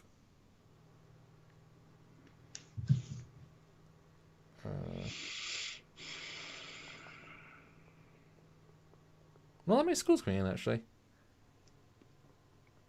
Yeah, that's it. That's all the scores I got. Well, Super Coops says 4 out of 10 for the season. Yeah. 3.3 or 3 out of 10 for season 3. Or for all of TNG, sorry. So try that again. 4 out of 10 for season 3. And 3 out of 10 for all TNG. Yeah. That surprises me, because when I posted it on Facebook, they were doing this when people were like, I like that episode. Good episode. I saw a few things early on in the chat before we started going, this is a great episode. But the scores aren't kind of reflecting that. But also, they're not bad. You know? Yeah. It's a 5 to 7, clearly. You know? Or a 4 to 7. So it's quite I guess if you engage with it, personally. So what was that one that you like more? Well, like Hunter, I engage with that one more. You engage with the other one more. Yeah. Yeah. And we all like Yesterday's Enterprise. Yeah. Yeah, I think it holds up pretty well. Yeah. And next time on Trekyards Reviews, we'll be doing Hollow Pursuits, which is the Barclay episode. But I watched the next time on, and it's not the one with him or Hollow Addiction. Which one is it? I have no idea, because it doesn't show a single bit of his hollow, and that's presumably the entire point of the episode. I thought it was. I mean, I'm sure it is, but the trailer had nothing of the holodeck. Now, they might be saving it. I guess they are. But it was really a very strange trailer. It was like, the Enterprise is in danger, and they have to fix a thing, because a thing. Yeah. I'm thinking, well, where's the Barclay shit come in then? They need Barclay's help, and he's busy doing his his holodeck thing. Yeah, there's something going on with the Enterprise. Yeah, but it sounds like such a danger episode, and yet I remember being really not danger. Like, it's just not a boring one. It's a fun, jokey character piece about Barclay. They call him Broccoli. It's like, tonally, Broccoli and this is not remotely. Hey, we'll see. We'll see. Olivia Juliet's $5. If I can plug my cat for the last time, please come and see my cat. She's not fluffy, but she's cute. But still cute. Good God. Squadra Course puts in $2. Thank you. Can be good at most things if you take your time. What? Who can be good at most things? I know. Well, guys, that's it. This was just kind of a meh I episode. thought we had fun until A mepisode. The thing is, we had fun until the episode stopped being fun. We also lost it when the episode lost it. Yeah, the beginning had a lot of potential. We were having fun. Yeah. It is what it is. But hey, they tried. And hey, better than a lot of Discovery still. Because at least it was some good characters. Mm-hmm. That we care about and we like. We like to see. Mm-hmm. Yes. So yeah, see you next time for some A-Team spin-off action. And then after that we have... he's in everything. What's a good reference of this guy? And I know he's in Eureka. Okay, let me actually make one joke about the actor then, because the actor's a really good actor. Yes. He's such a he's everything and everything. Saul Rubnik. This is young him as well, or at least medium him. I know his name was Saul. Oh, he's Warehouse 13. I haven't seen that show, but he's like the main guy of that, isn't he? Olivia Julius, $2. Hashtag BridgeCat. How many Warehouse 13s are there? I have no idea. There's like Monsters of Men, Grand Designs, and then just a normal show. But the ones came before it. That's weird. Who are we talking about? Lucius Farjo. Oh. He was the guy from Stargate SG-1. That's who was the reporter. That's how I know him. I mean, that's how I remember him. Yes. Yes. Yes. He also plays like a snotty businessman in something. Can't remember what the hell it was now, though. The Outer Limits in 2. Jerry and Tom. What? There's a thing called Jerry and Tom. Okay. Oh, it's got a rock one out. That's weird. Alright, guys. See you at some point. How go everything? Yeah, we're not sure what the schedule's like next week, but we'll be here a few days out of the week for sure. So just stay tuned. And we're getting close on par with last month, so we'll hope we have some good ones next week and we can beat last month, because the Drunk Live went very well, so thank you everyone. Big success. Great success! Great success. Thanks. Olivia Julius, $2. Is that phaser on it? Is that phaser's on its tail? They're gonna have to watch the episode to find out if there's phasers on the tail of your cat. Yes. Bye everyone.